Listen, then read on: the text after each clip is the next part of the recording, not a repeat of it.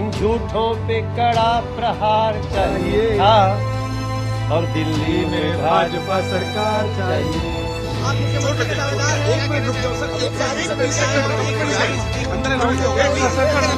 देखिए, पार्टी तय करेगी, हाईकमान तय करेगा, जो भी होगा बीजेपी का कार्यकर्ता होगा और उसमें कोई शक शुबा हो नहीं।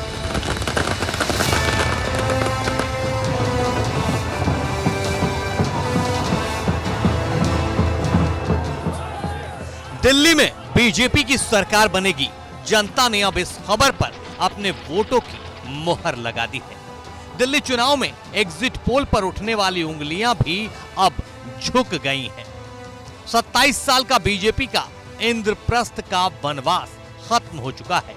बीजेपी की दिल्ली में वापसी हुई है और पूरे धमक के साथ हुई है।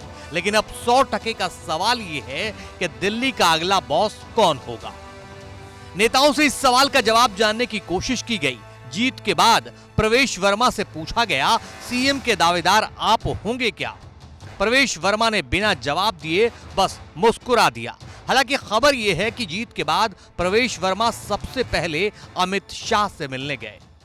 मुख्यमंत्री बनता है, मुख्यमंत्री के दावेदार हैं। प्लीज आप मुख्यमंत्री के दावेदार हैं। एक मिनट रुक जाओ सर। हालांकि मीडिया वालों ने अरविंदर सिंह लवली का मन भी टटोलने की कोशिश की, लेकिन रटा रटाया जवाब यहां से भी वही आया, आला कमान तय करेंगे, इंतजार कीजिए, पार्टी का ही कोई कार्यकर्ता दिल्ली का सीएम बनेगा। देखिए, पार्टी तय करेगी, हाईकमान तय करेगा, जो भी होगा बीजेपी का कार्यकर्ता होगा और उसमें कोई शक शुबा हो नहीं।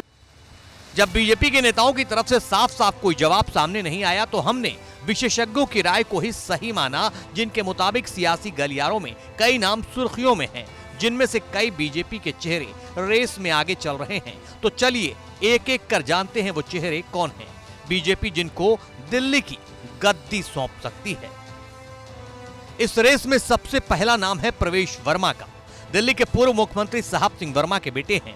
नई दिल्ली सीट से आम आदमी पार्टी के प्रमुख अरविंद केजरीवाल को हराने के चलते वो सीएम पद के प्रबल दावेदार बन गए हैं।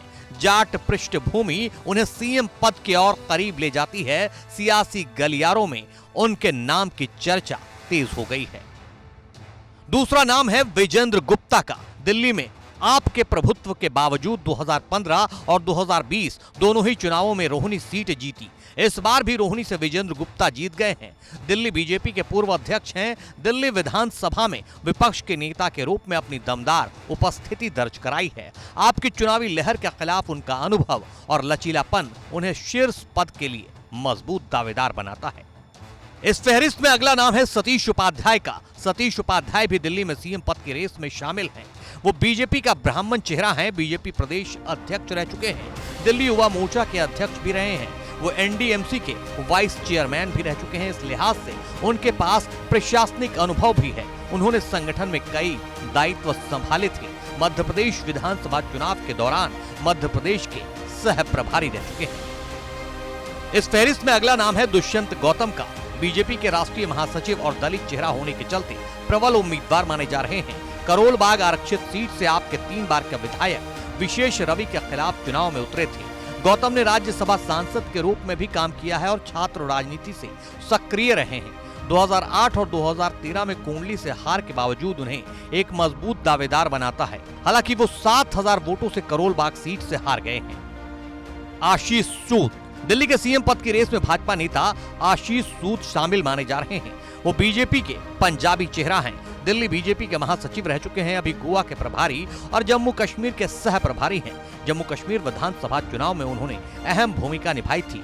उनके केंद्रीय नेताओं के साथ करीबी संबंध है।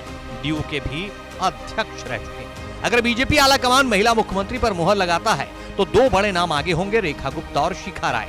एमसीडी के पूर्व पार्षद और दिल्ली विश्वविद्यालय छात्र संघ की अध्यक्ष रेखा शालीमार बाग से चुनाव लड़ी। 2020 में वो मामूली अंतर से हार गई थी। उधर शिखा राय ने ग्रेटर कैलाश से आपके सौरभ भारद्वाज को चुनाव हराया है। हालांकि ये सिर्फ सियासी गलियारों की चर्चा है। आखिरी मोहर तो बीजेपी आला कमान को ही लगानी है, क्योंकि भाजपा ने बिना सीएम फेस के चुनाव लड़ा था। तो क्या पिछले चुनावों को देखते हुए बीजेपी हाई कमान नया चेहरा लाकर चौंकाएगा या फिर चिर परिचित चेहरों को ही मौका दिया जाएगा? इसका जवाब जानने के लिए इंतजार करना होगा।